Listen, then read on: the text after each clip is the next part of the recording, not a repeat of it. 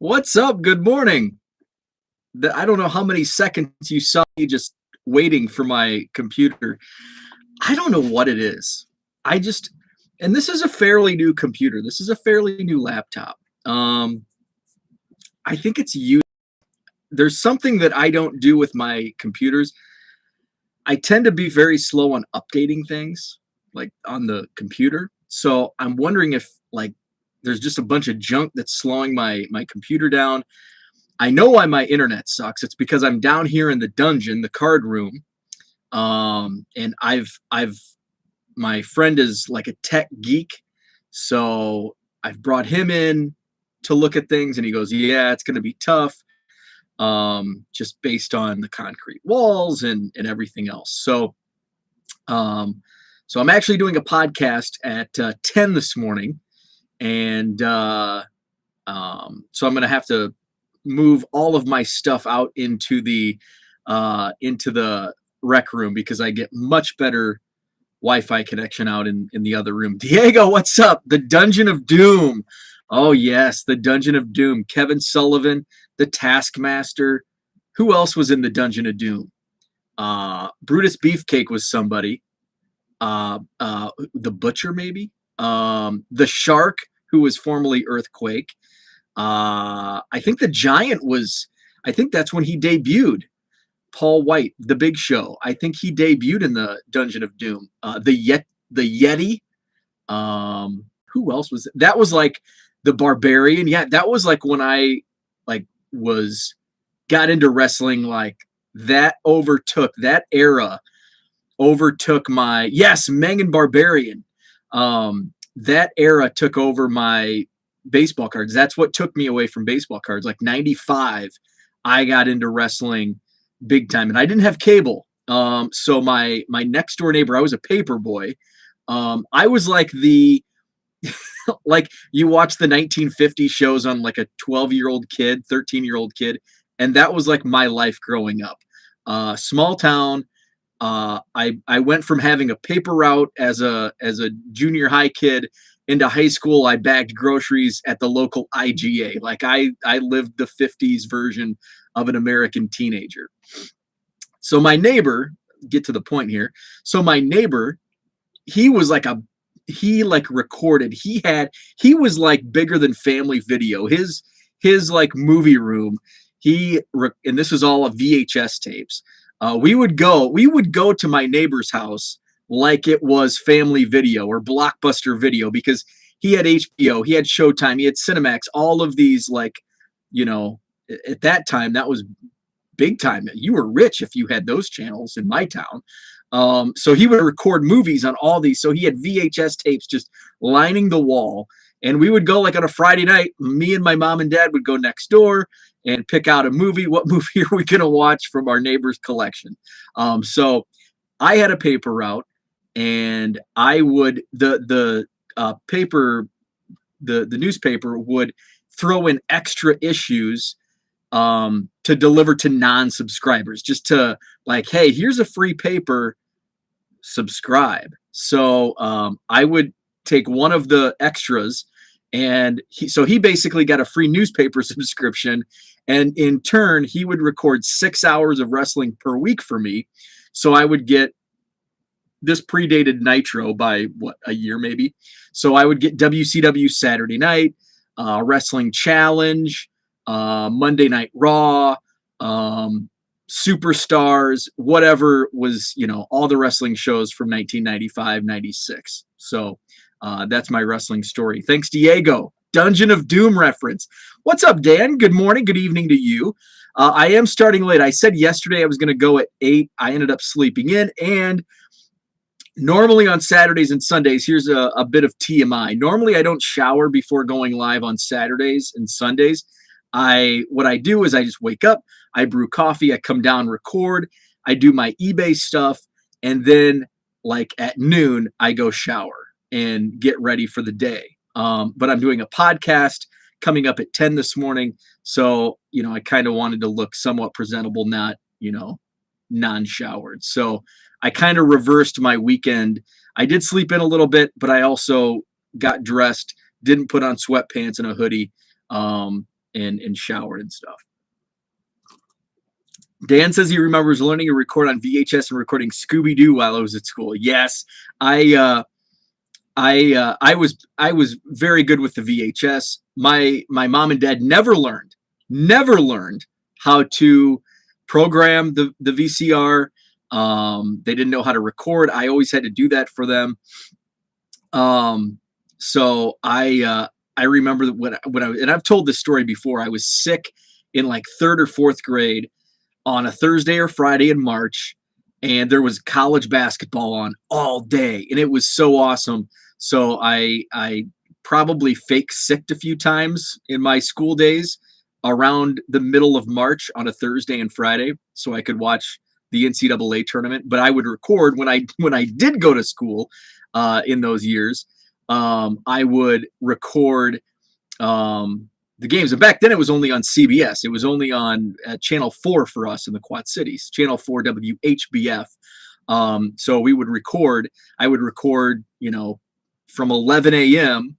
until the tape ran out 6 hours later, which I probably would have been home from school at that point. And then I'd go back and watch the pre-internet era when you recorded on VCRs, you didn't have all the on-demand. You didn't even have the internet. Now it's like, well, you can watch it from I've watched it at my desk at work in the office on the NCAA app. So how things have changed in 25 years. So today, just kind of a random potpourri. I'm glad Diego mentioned Dungeon of Doom and Dan talked about the VCR, because I really didn't have much to talk about this morning. So gave a little bit to talk about. I wrote a blog post yesterday, how to attend the National for free. I did preface it with, yes, this isn't going to cover your flight. If you have to fly in, it's not going to cost cover your meals or your travel expenses, but just to get in the door, it's expensive. If you want to go for a day or two, it's going to cost you $20 to get in the door. It's going to cost you $15 to park at the parking garage. There's really no convenient parking lots around. I know some people know some little secrets. I'm not aware of those, but I get the Super VIP pass and basically sell your swag, because you get swag bag. If you get the Super VIP, it's only $50 more than a regular VIP, and you can double up on the freebies inside. And plus you get all of the autographs instead of just possible 12. So it's easier to sell the autographs. I sold my gross sales on my swag inside my VIP was $355. I paid $200 for the Super VIP. So after fees and shipping, I probably made a net somewhere between $50 and $75. So that covered the cost of, tank of gas, couple of meals. So that's how you can attend the National for free. I kind of lay it out and show how I did it this year, 1millioncubs.com. So wrote that yesterday. My eBay sales have been pretty steady. Surprisingly, I didn't expect them to be as steady as they have been, because I haven't added any inventory for a couple weeks outside of my swag from the National. I was on, I put the eBay store in vacation mode, which allowed people still to buy, but there was a note saying, hey, this seller is out until Monday, August, whatever the day was, 4th or 3rd.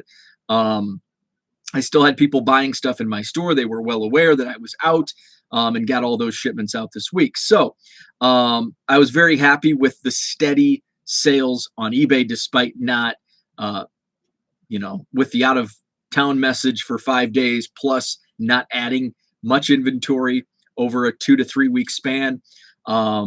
Once there's a couple packages I need to get out today still. I've got some trade packages to send out. So I think it's supposed to storm like today and tomorrow, which is good because we need the rain. So that may just put me here in the basement for the weekend. My wife's got to work all day. So it's me and my cards. So another weekend of me and my cards. So I plan on doing some file exchange. A lot of the quarter box and the dollar box finds from the National, I want to get those put into my eBay store. And then if I have time, I want to get some basketball rookies sorted. I bought a bunch more basketball. I've been hoarding basketball rookies in anticipation for the NBA season. So that's kind of my plan. But I want to tackle finishing up my shipping and then tackle file exchange before I would get into any basketball sorting. I am going to do the card show next Saturday in Rockford, Illinois, 9 to 3 at the Rock Church, I think Harrison Avenue. So I will be there next Saturday. All of my bargain boxes will be with me. So that'll be fun. And then my next show here in Madison, Wisconsin will be Saturday, August 28th. Dan says it's been so hot and humid here. It's been really hot and humid here. It's been really wild the last, say 10 days. So so last Monday and Tuesday, it was comfortable. And then the first couple days of the National, it was so brutally hot and humid. People were sweat. It looked like people were in the gym, like working out, just walking around the National on Wednesday and Thursday. It was that hot. I liken it to, and when I told my wife, I compared it to being in Italy 2 years ago for our honeymoon. There was, when we went to the Amalfi Coast, we stayed in Sorrento, and then we took a boat ride down the Amalfi Coast and stopped in Amalfi, and I can't think of the other town. There's a couple towns there. It was so hot, and we're out on this boat, and there's like no air conditioning in Italy, and so you just can't get away from the heat, and that's what it felt like. So I told my wife, I'm like, man, it was like our boat ride along the Amalfi Coast, and then she goes, and she's like, yeah, she goes, it was probably like the Vatican. So when we went to the Vatican, hot, humid, and just people and slow, like you couldn't, like, we didn't care. We had to get through, like, say we were at the Vatican. And it was like probably the most uncomfortable I've ever been. And that's what it was like on Wednesday and Thursday at the National, because it was just, there's no air circulation. It's hot, it's sticky, and there's just people everywhere you turn. So it was very hot and humid. And then all of a sudden, like Friday, I think it was still somewhat like, it was kind of, it wasn't as bad. But then Saturday, Sunday, it was like unseasonably cool, which was a very welcome temperature change.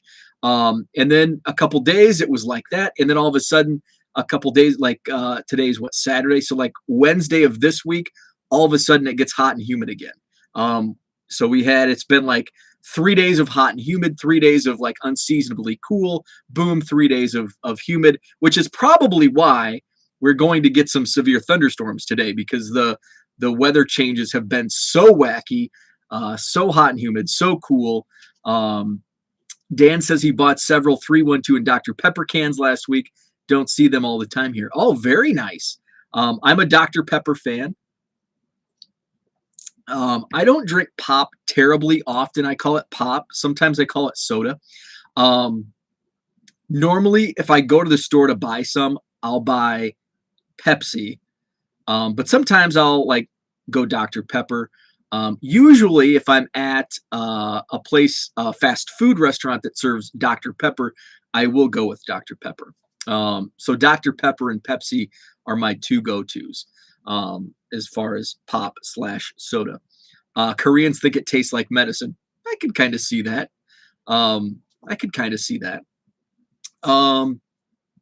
It's National Baseball Card Day. The title of my video. We're only 14 minutes in, and I finally get to it. Happy National Baseball Card Day. A great day to spend time in my basement with my baseball cards. We used to have a local card shop that participated in National Baseball Card Day because it's put on by Topps. So the card shops that participate are like Topps, like direct brick and mortar stores, I guess. They like work directly with Topps. I think that's how it works, because there's only one card shop here in town now, and they don't participate in National Baseball Card Day because I think he gets his like wax from a distributor, and he doesn't get very much. His allocations have been cut, so now he buys from flippers. So it's like a bunch of retail. But our card shop that was worked with Topps, and he did National Baseball Card Day. That's the store that got flooded out. He now sells. I don't know. I think he was at the National, but I didn't see him, which is weird. But which shows you how big the National. I was there like open to close 5 days and didn't see him. But he now does like monthly garage sales from his house, and he's still a Topps, like he still gets all the boxes and stuff. So he's basically like a once a month brick and mortar from his house, and so he's doing a garage sale all weekend long, like Friday, Saturday, or maybe Thursday, Friday, Saturday. But he participates, so I could drive up there and get my pack of Baseball Card Day cards, but I don't know. It's just doesn't do it for me. So no card shops. The last shop would only give them out with a purchase. Yeah. So that's how our LCS worked, where I think you had to buy anything you bought. I think you couldn't just go in and get a free pack. You had to buy like something. I think that's how it worked. And then if you bought a wax box, if you bought a box of Topps, then you got like a full pack, something special. I can't remember, but I bought a box of Allen and Ginter one year, and with a purchase you get like a pack, the 5-card pack, and then if you bought a wax box, and this may have only been my LCS. But if you bought like a box, you got a Chris Bryant card, because this was back in like 2017, so the Cubs were super hot. You got a Chris Bryant National Baseball Card Day in a one-touch. So that was how it did. And I've gone to the shop a couple times, or his garage sale a couple times since. Yeah, with anything you buy, you got a pack.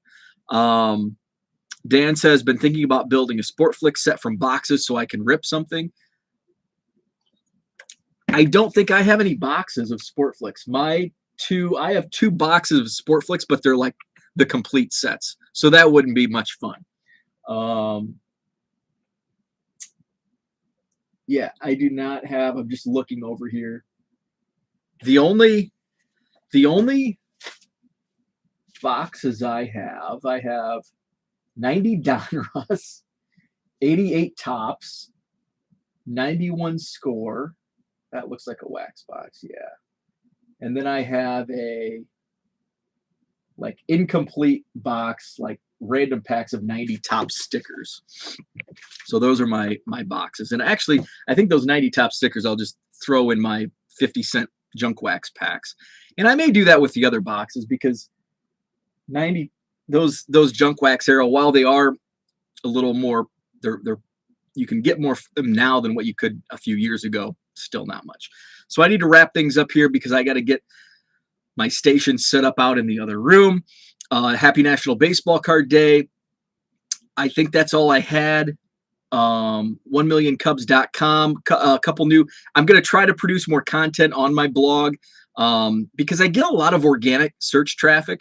So I just feel like I need to be putting more content on the blog. So I'm going to be working on that.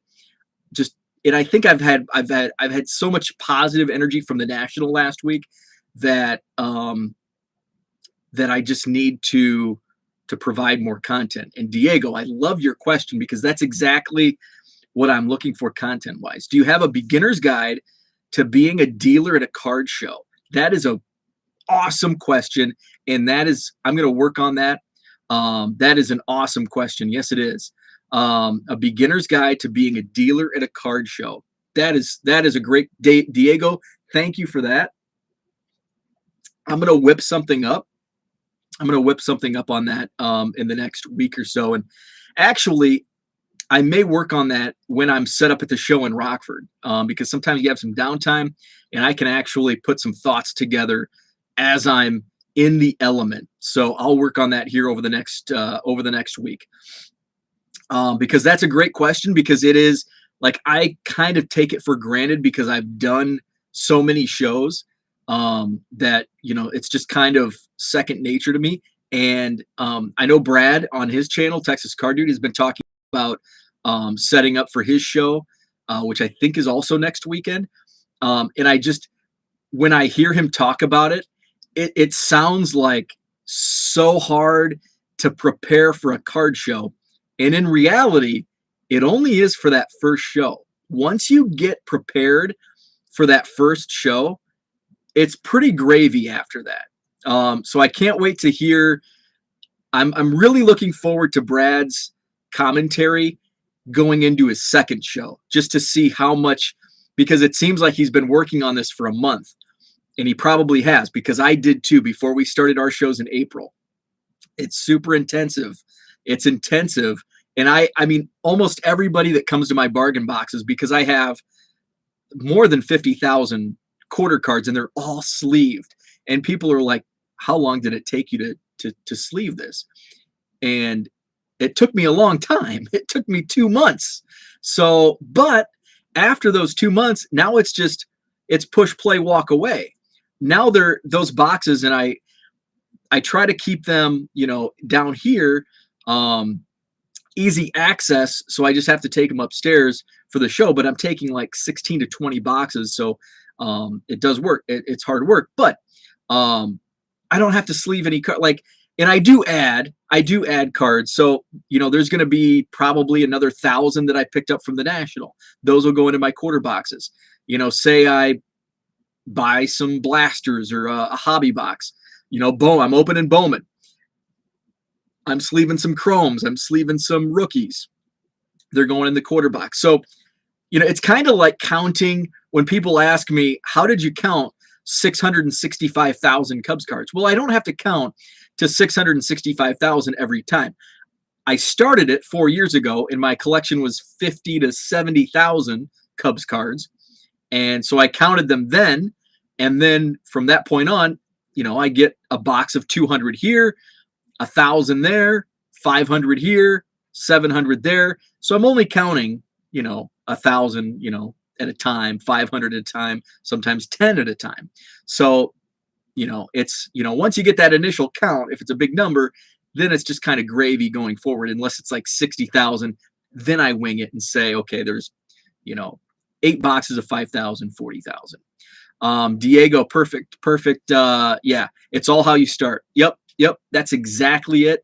So I will whip something up, because how I do it is going to differ. Like, my whole strategy is different from, Brad's strategy, or possibly your strategy, or, so I'll try to, I'll try to be like an all-inclusive, but it probably will have a slant toward like dollar boxes, quarter boxes. But I'll try here over the next week. I'll try, and I'll work on it more on next Saturday, because I'll be in the element. So I'll just kind of sponge everything in and put some thoughts down. Dan says, bought a 2006 I don't know how to pronounce that, Yomiuri Giant Special Edition set for the Lee Sung Yup card that will get sent for my master set. Very cool. Happy to have found for my master set something of his. The last 6 months have been dry. Very cool. Bought some RC cans too and drinking one now. Not a big fan. I do not like RC Cola, but they had baseball cans in the 70s. There was actually an auction house that I bought the 71 Topps cards that I was showing. I showed off like all those baseball card magazines on Twitter last week, and the Harlem Globetrotters cards and the 71 Topps. In that same auction were like a lot of 50 RC Cola cans, empty cans from the 70s. And they had like Mike Schmidt, Reggie Jackson, like all those. So my buddy Dave, who went to the National with, he bought all those. He loves stuff like that. I did win. There was another auction that ended last week.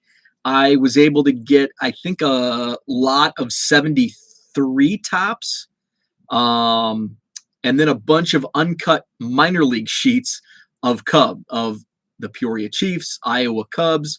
And I think I paid like $1 per uncut sheet. And I think that's all I bought. So at some point, they're like 4 hours away. So next time I see Dave might come up and do one of my shows in the next couple months. And the Chicago Spectacular is coming up in September, so I may do that. So I'll get those then. I've got to run. I've got to get ready. Podcast. I'm going to be on the 1988 Tops podcast. We're recording this morning. I'm not sure when it's going to air, but I will definitely let you know. We're going to talk about Ty Griffin because it's the Olympics and he was a star of the 88 Team USA, had an 88 Tops traded. He was a #1 draft pick for the Cubs. I'm a huge Ty Griffin fan, so we're going to talk Ty Griffin on the 1988 Tops podcast. So I'm going to record that here with those guys in just a few minutes. Have a great weekend. Have a happy National Baseball Card Day. And I will be on tomorrow.